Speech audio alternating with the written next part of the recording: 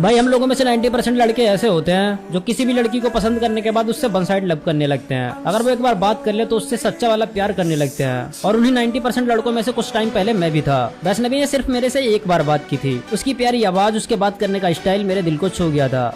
मैं उससे one side love करने लगा था। मैं वैष्णवी को देखने के लिए घंटों छत पे बैठा रहा करता था, पर उस टाइम मुझमें इतनी भी हिम्मत नहीं थी कि मैं उससे अपनी तरफ से बात कर सकूं। पर मेरे दिल में हमेशा एक ही बात चलती रहती थी कि मैं अपने दिल की बात उसको बोल के रहूंगा। और इसीलिए मैं एक ऐसा मौका ढूंढ रहा था जब मैं उसे अच्छे से प्रपोज कर सकूं, उसे अपने दिल की बात बता सकूं। जहाँ मैं रहता था वहाँ से लगभग 2 किलोमीटर दूर एक मंदिर था और वहाँ हर साल मेला लगता था और ये मेले का सीजन ही चल रहा था। उस दिन मेले का पहला दिन था। मैं छत पे बैठा हुआ था, तभी वैष्णवी छत पे आती है। वो मेरे से बोलती है, आप मेले में नहीं जाओगे? यहाँ पे बहुत अच्छा मेला लगता है, वहाँ पे बहुत सारे लोग आते हैं। तो मैंने उसे बोला, तुम जाओगी क्या? उसने कहा, हाँ मैं तो जाऊंगी। मैंने कहा ठीक है, मुझे भी ले चलना, मैं तो कभी गया नहीं हूँ, तुम शायद पहले जा चुकी हो। तो उसने बोला, हाँ मैं यहाँ पे 2 साल से रहती हूँ, मैं पिछली बार भी गई थी और इस बार भी जा रही हूँ। तुम एक काम करो, जल्दी से तैयार हो जाओ, हमारे बहुत सारे दोस्त जाएंगे, तुम भी साथ में चलना। तो मैंने उसे बोला, मैं तो तैयार ही बैठा हूँ। तो उसने बोला, इन कपड़ों में जाओगे? मैंने कहा हाँ इन्हीं में जाऊंगा। तो उसने मेरे से बोला, तुम्हारे पास शादी पार्टी वाले कोई कपड़े नहीं है? तो मैंने बोला, नहीं मेरे पास तो इसी तरह के सारे कपड़े हैं। तो उसने मेरे से बोला, चलो ठीक है कोई ना, मैं जल्दी से तैयार हो जाती हूँ, फिर तुमको बुलाती हूँ, तब तक मेरे दोस्त भी आ जाएंगे, सब लोग साथ में चलेंगे। इतना बोलकर वो नीचे चली गई।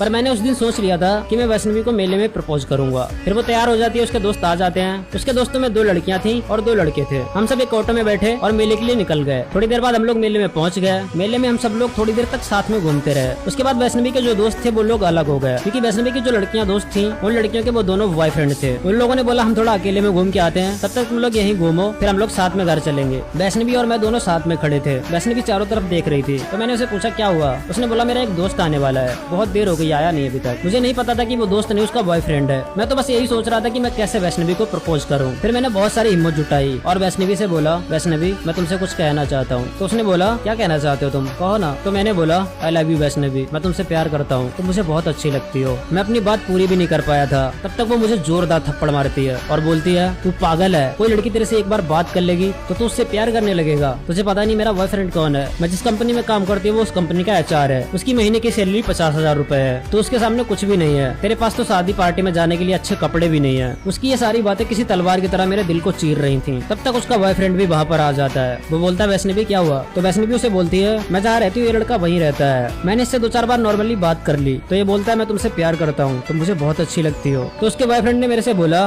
तू किस कंपनी में काम करता है? यहाँ की आसपास सारी कंपनियों में मेरे को लोग जानते हैं, अगर मैंने एक बार किसी को बोल दिया तो तुझे भी हमेशा के लिए कंपनी से निकाल देंगे, यहाँ कोई भी तुझे कंपनी में काम भी नहीं देगा। उस दिन मैं पहली बार किसी लड़के के सामने रिजेक्ट हुआ था। मेरे सामने खड़े होकर वो लड़का जो ज्ञान दे रहा था, मैं चाहता तो उसे वहीं मार सकता था, पर मेरे घर की जिम्मेदारियों ने मुझे रोक लिया था। उस दिन मैं अपने रूम पे आया, मैंने अपना सारा सामान पैक किया और सीधा देहरादून चला गया। उसके बाद मैंने